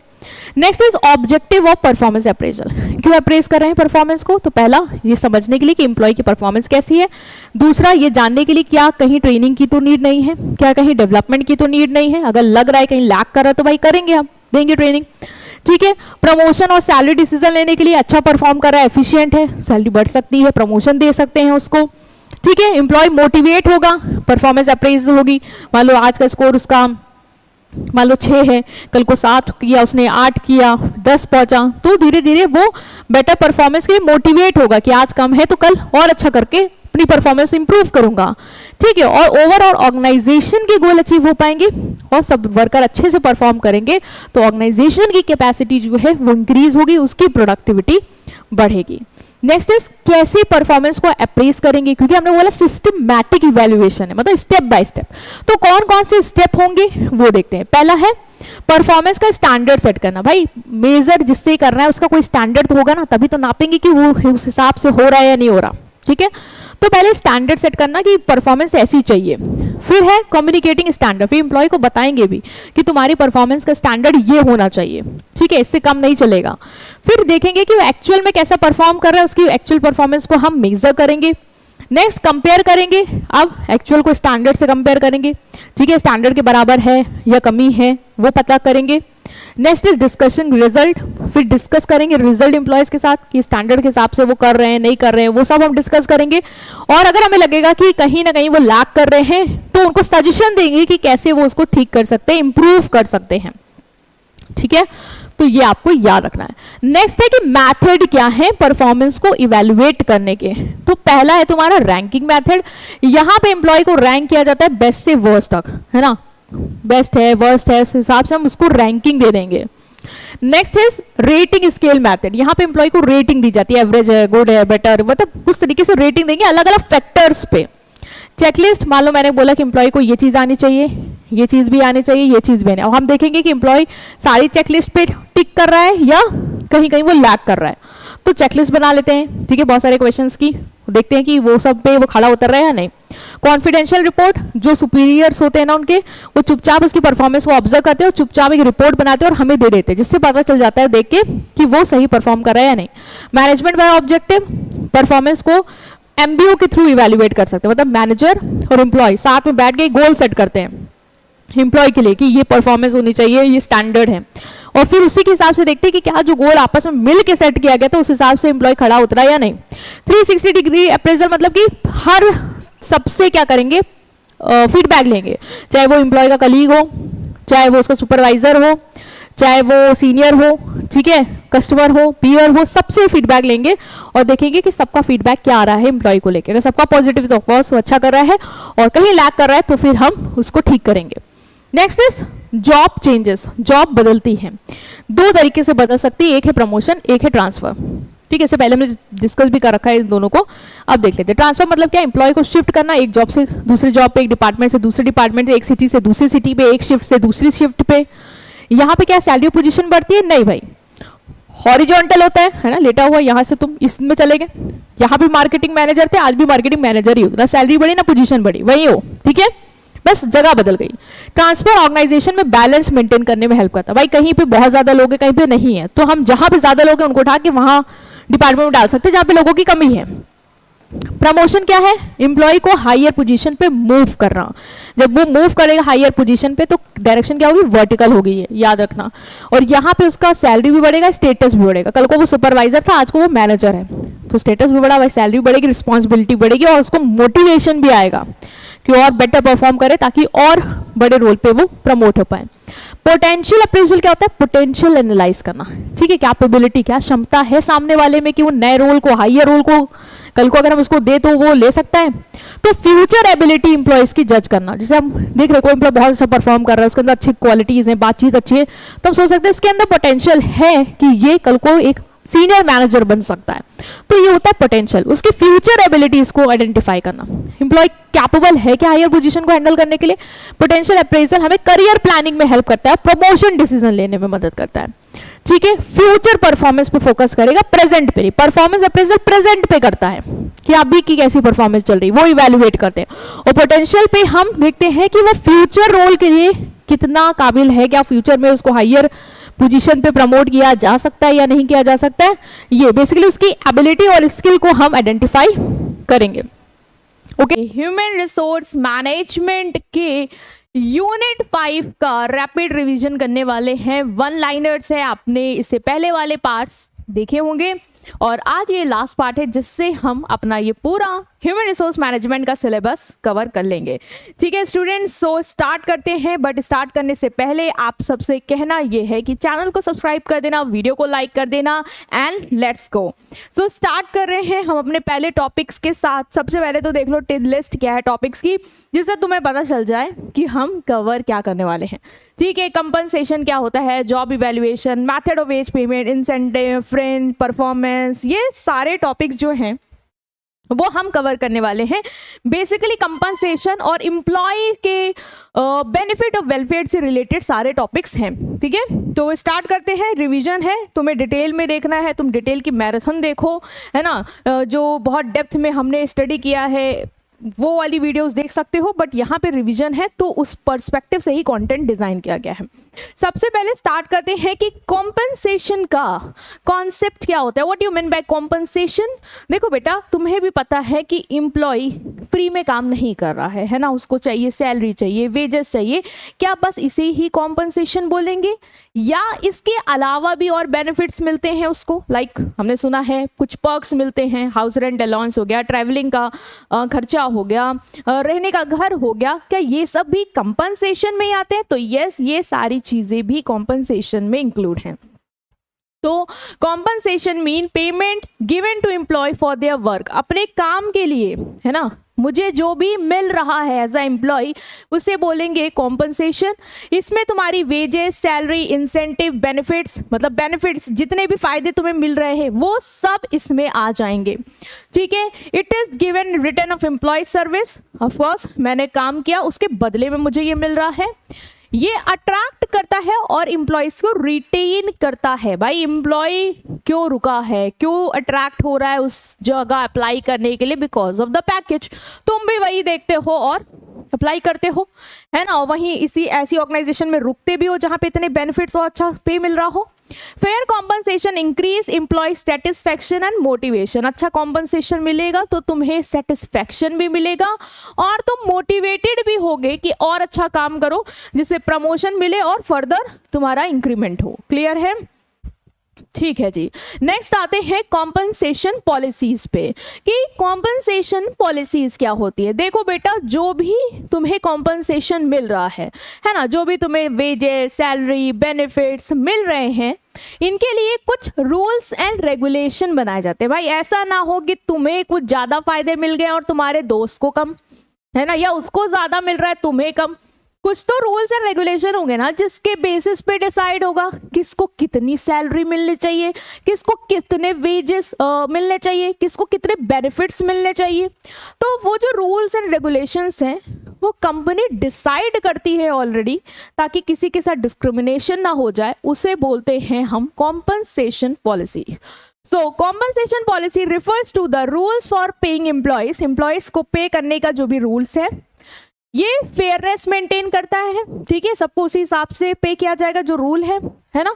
कॉम्पनसेशन पॉलिसी क्लियर और सिंपल होनी चाहिए, सबको समझ में आनी चाहिए कि भाई यहाँ पे जो भी मान लो कार मान लो किसी को मिल रही है फ्री में, तो उनको मिलती है जो बहुत ही सीनियर लेवल के एम्प्लॉयज हैं, है ना, जो ए ग्रेड एम्प्लॉयज हैं। तो ये रूल है भाई, है ना। ऐसा नहीं कि हम सी ग्रेड वाले को दे देंगे क्योंकि वो मेरे भतीजे के बुआ का भांजा का लड़का का फलाना का जो भी था, है ना, तो वो नहीं चलने वाला, ठीक है ना। Okay, it should be based on employ skill and job responsibility. बेटा जो भी आप पे कर रहे हो, है ना, जो भी आप दे रहे हो वो अंधा नहीं देंगे, हम डिसाइड करेंगे कि तुम्हारी रिस्पॉन्सिबिलिटी कितनी है, तुम्हारा ज़्यादा बड़ा रोल है ऑर्गेनाइजेशन में तो तुम अच्छे पैकेज में और होगे, है ना, तो वो डिसाइड करेगा। नेक्स्ट इज अच्छा कंपनसेशन मोटिवेट करेगा, एम्प्लॉय का डिससेटिस्फेक्शन रिड्यूस करेगा, और प्रॉपर कॉम्पनसेशन मिलेगा तो एम्प्लॉय रिटेन भी करेगा, मतलब रुकेगा ऑर्गेनाइजेशन में, छोड़ के नहीं भागेगा। तुमने देखा होगा बहुत सारे हमारे लोग जो जानने वाले ना वो कहते पुरानी ऑर्गेनाइजेशन छोड़ दी, क्यों? क्योंकि अच्छा पे नहीं कर रहे थे। क्लियर हुआ? Okay, next is job evaluation. Job evaluation क्या होता है? Job evaluation means finding the value and importance of job in the organisation. Job को इवैल्यूएट करना कि जॉब जो है ना, एक ऑर्गेनाइजेशन में बहुत सारी जॉब्स होती हैं, तो जो जॉब है वो कितनी इंपॉर्टेंट है, उसकी क्या वैल्यू है, बड़ी जॉब है, हाई लेवल की पोजीशन है, लो लेवल की पोजीशन है, ज़्यादा काम नहीं है, मिडिल वाली है, तो वो हमें पता चलता है जब हम जॉब को इवैल्यूएट करते हैं। यहाँ पे हम एक जॉब को दूसरी जॉब से कंपेयर करते हैं। मान लो मैंने एक सुपरवाइजर है, उसकी जॉब को एक मैनेजर की जॉब से, ये उसको टाई लगा दो, मैनेजर की जॉब से क्या क्या कंपेयर किया, ठीक है, क्यों? ताकि मैं पता लगाऊं कि किसकी ज़्यादा रिस्पॉन्सिबिलिटी है, किस जॉब में ज़्यादा रोल ज़्यादा इंपॉर्टेंट है, किसमें कम है, किसमें जिम्मेदारियां बहुत है, किसमें कम है, कि क्यों पता लगा रही हूँ? ताकि मैं डिसाइड कर पाऊँ कि भाई जो जॉब ज़्यादा इंपॉर्टेंट है, जहाँ ज़्यादा दिमाग खप रहा है एक एम्प्लॉय का, वहाँ पे मैं उसको पे भी ज़्यादा करे, है ना। वरना तो ऐसा हो जाएगा यार तुम्हारा काम हल्का है, तुम ज़्यादा पाते हो, मेरा काम भारी, मैं बहुत कम पा रही हूँ। तो इससे अच्छा नहीं है कि मैं तुम्हारे वाली पोजीशन पे आ जाऊं, तो एम्प्लॉय डीमोटिवेट हो जाएगा। क्लियर है? तो ये बताता है कि फेयर वेजेस क्या होनी चाहिए। जॉब इवैल्यूएशन कैसे होता है? हम ड्यूटीज क्या है जॉब में, स्किल्स क्या लगेंगी, जिम्मेदारियां कैसे हैं, उसके बेसिस पे हम इवैल्यूएट करते हैं कि जॉब कैसी है। इक्वालिटी मेंटेन करता है वेज पेमेंट में, भाई जिसकी जॉब ज्यादा अहम है ना, ज्यादा काम है, उसको आप ज्यादा पैसे दो। इससे वेज रिलेटेड लड़ाई नहीं होगी, डिस्प्यूट्स नहीं होंगे, और ऑर्गेनाइजेशन प्रॉपर सैलरी कैसे देनी है उसका स्ट्रक्चर डिजाइन करेगी। Okay, clear? Okay, next is method of wage payment. Wage payment कैसे करेंगे? बहुत इंपॉर्टेंट रिवीजन वाला ये पॉइंट है, बहुत इंपॉर्टेंट है। देखो बहुत सारे तरीके हैं ये डिसाइड करने के कि पैसे कैसे देंगे, ठीक है। सबसे पहला है टाइम रेट सिस्टम। सबसे पहला क्या है? Time rate system. Wages are paid according to the time work, like per hour, per day, ये वाला पर मंथ। जैसे तुम लोग मोस्टली सुनते हो कि मेरी मंथली सैलरी मान लो 1 लाख है, ठीक है, मंथली सैलरी मेरी 1 लाख है, तो मुझे पर मंथ के हिसाब से पैसा मिल रहा है, मतलब समय के अनुसार। उसे बोलते हैं time rate system. Wages are paid according to the time work, मैंने कितने महीने काम किया। जैसे मान लो मैंने 30 दिन का एक महीना है और हमें 24 डे, है ना, काम करने के 1 लाख मिलते हैं, तो मेरी जो 1 मंथ की सैलरी है, संडे हटा के 24 डे, वो 1 लाख है। तो समय के अनुसार से हम यहाँ पे करते हैं। नेक्स्ट है तुम्हारा पीस रेट। यहाँ पे पीस के हिसाब से होता है, समय कितना दिया उससे मतलब नहीं, तुमने प्रोड्यूस कितना किया, कितने यूनिट बनाए उससे। मान लो मैं किसी कंपनी में काम करती हूँ, वहां पे अगर आप ये लैपटॉप ये जो कि मतलब जो माउस है उसको बनाते हो तो 1 यूनिट का पैसा 50 रुपए मिलता। मैं 1000 बना दूं तो 1000 को मल्टीप्लाई कर दो 50 से, मुझे 50,000 मिलेगा, है ना, 10,000 बना दूं, 10,000 को मल्टीप्लाई करो 50 से। तो डिपेंड करता है यार तुम कितना बना ले जाते हो। एक महीने में तुम मान लो, एक महीने का क्राइटेरिया एक दिन का लेते हैं वो, कि एक दिन में कितनी यूनिट बनाई, जितनी यूनिट बनाओगे उस हिसाब से तुम्हें पेमेंट मिल जाएगा। ठीक है, तो यहाँ पे यूनिट के बेसिस पे, ना कि समय के बेसिस पे। Differential piece rate system, different wage rate are paid based on performance. ये तुम्हारा टेलर का ही दिया हुआ कॉन्सेप्ट था। इन्होंने बोला था, यहाँ तुम्हें मेंशन नहीं करना, इन्होंने बोला था कि यार देखो कुछ वर्कर होते हैं जो बहुत ही एफिशिएंट होते हैं, है ना, जो बहुत ही अच्छे से काम करते हैं। जैसे स्टैंडर्ड सेट कर रखा है कि 50 यूनिट बनानी है, तो वो 50 क्या वो 100 बना देते हैं। और कुछ होते हैं जो 20, 10 बना के निकल लेते हैं बातें करने में। तो ऐसे अगर हम सबको एक ही जैसा पैसा देंगे ना, समय के हिसाब से मान लो, तो जो ज़्यादा मेहनत कर रहा है वो डिमोटिवेट हो जाएगा। वो कहेगा यार मैं तो एक दिन में इतना बनाता, फिर भी मेरे को वही मिलता जो इसको मिल रहा है।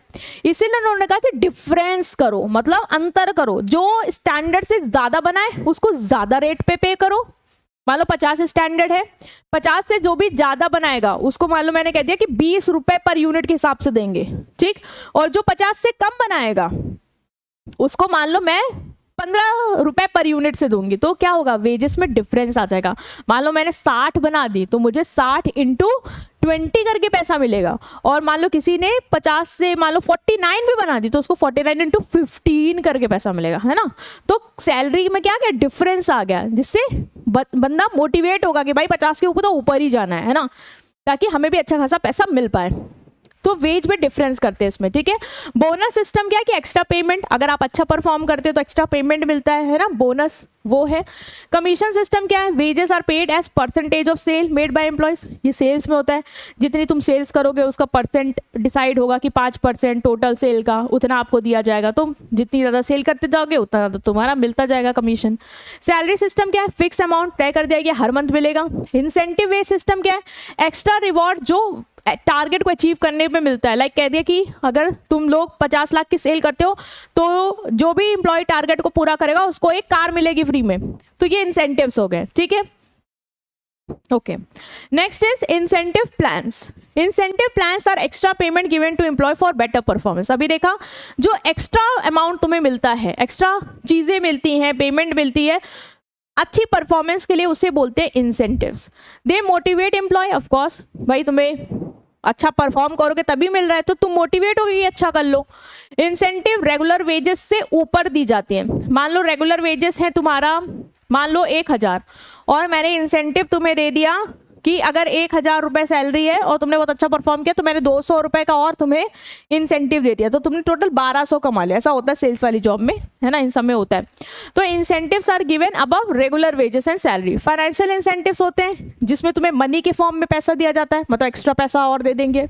और नॉन फाइनेंशियल भी होते हैं जिसमें तुम्हें प्रमोशन दे दिया, रिकॉग्नाइजेशन दे दिया। अब प्रमोशन दिया मान लो और तुम्हें वहाँ पे कार की भी फैसिलिटी प्रोवाइड कर दी, तो ये तुम्हें एक फायदा हो गया, ठीक है। इंसेंटिव प्लान से प्रोडक्टिविटी बढ़ती है, बंदा अच्छा काम करता है और उससे उसका जॉब मोरल भी इंक्रीज होता है, उसका काम में मन भी लगता है और वो सेटिस्फाइड भी रहता है, ठीक है। ये चीज रिपीट हो गई है गाइस, सो आप इसको स्किप करो। नेक्स्ट आते हैं फ्रिंज बेनिफिट्स। फ्रिंज बेनिफिट्स क्या होते हैं, इन्हें हम पर्क्स भी बोलते हैं। तुमने सुना होगा पर्क्स मिलते हैं, उन्हें बोलते हैं फ्रिंज बेनिफिट्स। ये भी एक्स्ट्रा बेनिफिट है जो एम्प्लॉय को मिलते हैं वेजेस और सैलरी के अलावा, ठीक है। They are provided to improve employee satisfaction बाय एम्प्लॉय सेटिस्फाइड रहे, उसका कल्याण हो, इसलिए ये हम पर्क्स वगैरह दे रहे हैं उसको।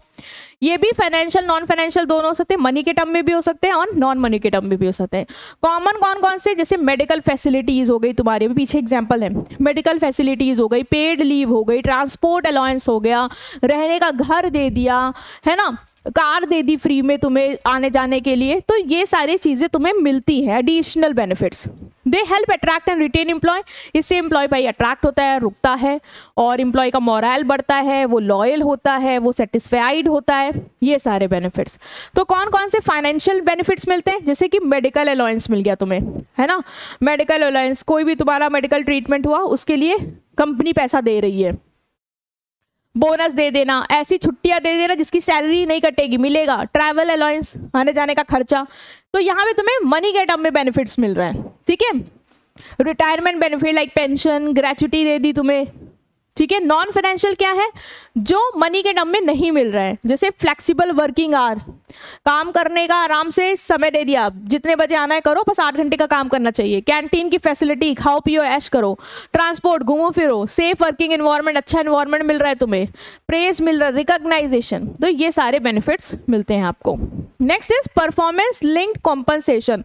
परफॉर्मेंस लिंक कॉम्पनसेशन बेटा वो ऐसी पेमेंट होती है, ऐसे कॉम्पनसेशन होते हैं जो परफॉर्मेंस के बेसिस पे मिलते हैं। अच्छा परफॉर्म करोगे तो वो मिलेगा आपको।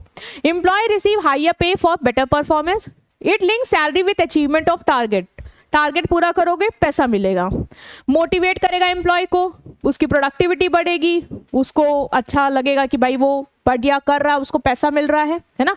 परफॉर्मेंस लिंक कंपनसेशन मतलब वही पैसा जो तुम्हें अच्छा परफॉर्म करने पे मिल रहा है और उसका सेटिस्फैक्शन। ये सारी चीजें ना एक ही जैसी है, कुछ इसमें ऐसा नहीं है कि अलग से है। हर चीज से जो भी बेनिफिट्स मिले उससे वो मोटिवेट होगा, लॉयल होगा, मोरल बढ़ेगा, सेटिस्फाइड होगा, जॉब नहीं छोड़ेगा। ये सब तुम्हें अगर एडवांटेज में आ जाए तो आंख बंद करके लिखाना। Next is employee health and safety. Employee की हेल्थ और सेफ्टी बहुत इंपॉर्टेंट है। हेल्थ एंड सेफ्टी, सेफ्टी से क्या मतलब है, एम्प्लॉय को प्रोटेक्ट करना, उसका एक्सीडेंट ना हो, उसको प्रॉपर ट्रेनिंग दो भाई, है ना, सही से काम कर पाए, कोई दुर्घटना घटे ना, अच्छा इन्वायरमेंट हो, है ना, सेफ इन्वायरमेंट हो, ठीक है, चोट लगने का कोई खतरा ना हो, उसकी हेल्थ का पूरा ख्याल रखो, सही इन्वायरमेंट, सही पानी दो उसको।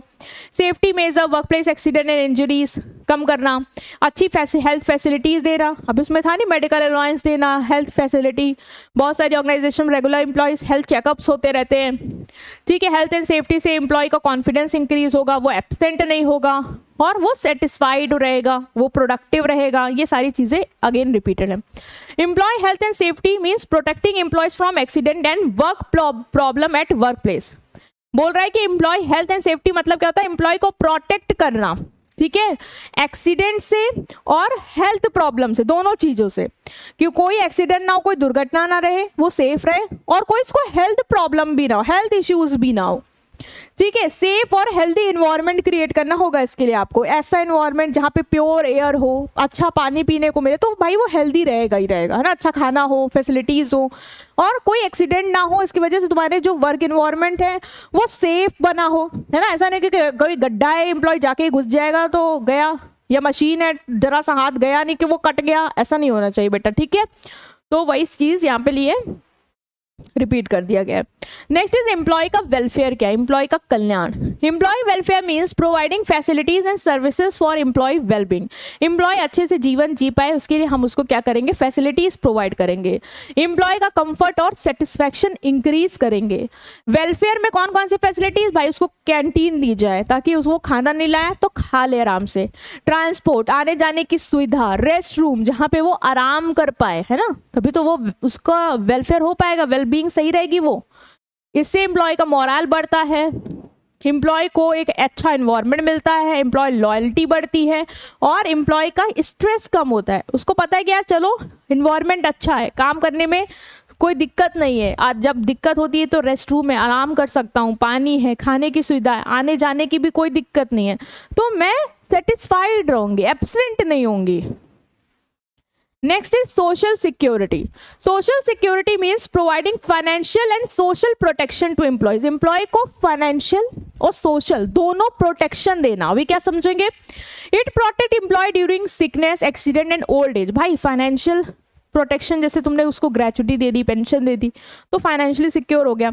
दूसरा, उसको तुम सोशली भी प्रोटेक्ट करो, ठीक है, कोई एक्सीडेंट ना हो, सिकनेस हो गई, मान लो बीमार हो गया, तब हम उसको भाई जाके पूछ रहे हैं, उसका इलाज में कंट्रीब्यूशन कर रहे हैं, बूढ़ा हो गया तो पेंशन दे रहे हैं, एक्सीडेंट हो गया तो उसके घर सैलरी भिजवा रहे हैं, करती है कंपनियां कुछ। तो it gives employee a sense of security कि चलो भाई सिक्योरिटी है। सोशल सिक्योरिटी से एम्प्लॉय को कॉन्फिडेंस आता है, एम्प्लॉय अनएक्सपेक्टेड रिस्क जो है वो फेस कर पाता है ना। अदरवाइज मुझे अगर कहीं काम कर रही हूँ, मुझे लगे यार कहीं कुछ हो गया तो कोई कुछ पूछेगा ही नहीं, तो ऐसा नहीं होना चाहिए। आपको अपने एम्प्लॉय के बुरे वक्त में भी उसको सिक्योरिटी और सेफ्टी देनी है, ठीक है। एम्प्लॉय का भाई सेटिस्फेक्शन इंक्रीज होता है और वो ऑर्गेनाइजेशन के साथ और कमिटेड होता है कि इन्होंने मेरे बुरे वक्त में मेरा साथ दिया तो मुझे उनका साथ देना है। तो एम्प्लॉय को सिक्योरिटी और सेफ्टी बहुत सारी ऑर्गेनाइजेशन देती है। Next is grievance handling and redressal. ये बहुत इंपॉर्टेंट, इसका प्रोसेस इंपॉर्टेंट है। ग्रीवियंस मीन्स कंप्लेंट और डिससेटिस्फेक्शन ऑफ एम्प्लॉयज। एम्प्लॉयज की जो कंप्लेन है या डिससेटिस्फेक्शन है उसे बोलते हैं ग्रीवियंस, दुखड़ा, है ना। जैसे तुम रोते रहते हो, उसने मुझे हाँ नहीं किया, ठीक है, कहते हो उसने मुझे हाँ नहीं किया, मेरे को रिजेक्ट कर दिया, कहीं और हो गया, हाँ। तो वही जो तुम्हारी कंप्लेन है, जो तुम डिससेटिस्फाइड हो, बताइए तुम तो अपनी जिंदगी में अलग ही चीजों से डिससेटिस्फाइड हो। मैं तुम्हारी उस बारे में नहीं, मैं एम्प्लॉय के बारे में बोली। एम्प्लॉय का भी दुख होता है कि यार काम नहीं समझ में आ रहा है ना, मोटिवेशन नहीं है, बॉस चिल्लाता रहता है, बन नहीं रही है, ये वो। ग्रीवियंस हैंडलिंग मीन उस कंप्लेन को सुनना। बेटा मैंने बोला ग्रीवियंस हैंडल करना, दुखड़ा हैंडल करना है, मतलब उसको सुनेंगे, क्या दुख है बताओ, है ना। रिड्रेसल मतलब उसको सॉल्व भी करेंगे, बस सुनेंगे नहीं, उसको सोल्यूशन भी देंगे, ठीक है। Redressal mean solving employee grievance. तो प्रॉपर ग्रीवियंस हैंडलिंग से एम्प्लॉय का रिश्ते अच्छे होते हैं। भाई एम्प्लॉय की दिक्कत है, उसको सुना, उसको सही कर दिया, एम्प्लॉय खुश हो गया, इसका रिलेशन अच्छा हुआ हमारे ऑर्गेनाइजेशन के साथ, लड़ाई नहीं होगी। Quick redressal increase employee satisfaction. मान लो दो एम्प्लॉयज में लड़ाई हो रही है ना, उसको हमने सुना, सुलझा दिया, दोनों एम्प्लॉयज आपस में खुश हो गए, ठीक है, तो वो भी हो सकता है। इससे एम्प्लॉय सेटिस्फाइड रहता है और एक अच्छा इन्वायरमेंट बना रहता है ना, ये रोना पिटना नहीं मचा रहता है ऑर्गेनाइजेशन में। कैसे हैंडल करेंगे? सबसे पहले तो बेटा पहला स्टेप है ग्रीवियंसेस आइडेंटिफाई करो। एम्प्लॉय एक्सप्रेस कंप्लेंट्स और डिससेटिस्फेक्शन। एम्प्लॉय तुमसे बताएगा कि उसको क्या दिक्कत है, ठीक। दूसरा लिसनिंग टू एम्प्लॉय, जब वो बताए तो केयरफुली सुनो वो क्या बता रहा है, जैसे तुम नहीं सुनते हो, जब वो बता रही होती है कि ये दिक्कत है तुम में, तो तुम नहीं सुनते हो, लेकिन तुम्हें यहाँ सुनना पड़ेगा, है ना। एज अ मैनेजर तो अभी सुनना पड़ेगा, बैंड लग गई है तुम्हारी। Examining the grievances. अब ग्रीवियंसेस जो भी है, ठीक है, वो क्यों हो रहा है, वो दुख क्यों आया एम्प्लॉय की जिंदगी में, उसको समझो, कॉज जानने की कोशिश। जब जड़ पता चलेगी ना तभी सोल्यूशन दे पाएंगे। तो कॉज ऑफ ग्रीवियंसेस आइडेंटिफाइड, और चेक करेंगे कि क्या, अच्छा ये बोल रहा है, जैसे कोई एम्प्लॉय बोल रहा है मेरी वो जो मैनेजर है उससे नहीं बन रही है, तो मैं सुनूंगी, फिर मैं देखूंगी क्यों नहीं बन रही है ना, चेक करूंगी भाई क्या ऐसी दिक्कत है, उनका कोई पर्सनल ग्रज है या क्या दिक्कत हो रही है इन दोनों में। Discussing the problem. मैनेजमेंट फिर एम्प्लॉय को पॉसिबल सॉल्यूशन बताती है कि आप एक काम करो, साथ साथ बैठ के बात कर लो, ठीक है, ऐसे सही हो सकता है। टेकिंग करेक्टिव एक्शन, हमने उनसे डिस्कस किया कि सॉल्यूशन क्या हो सकता है, उसके बाद हम एक्शन लेंगे जिससे हम उनके जो भी दुख है उसको सॉल्व करवा पाएं, और फॉलो अप। उसके बाद चेक करते रहेंगे कि जो एम्प्लॉय का प्रॉब्लम सॉल्व कराया था क्या अब सही चल रहा है, कोई दिक्कत तो नहीं आ रही है, ये सारी चीजें, ठीक है बेटा। तो ये हमने यहाँ पे तुम्हारा रैपिड रिवीजन कर लिया और आई होप कि तुम्हें समझ में आया होगा। ये इंपॉर्टेंट यूनिट थी, थोड़ी बड़ी थी, इससे पहले वाली ना काफ़ी छोटे में निपट गई हैं, तुम लोग देख लेना।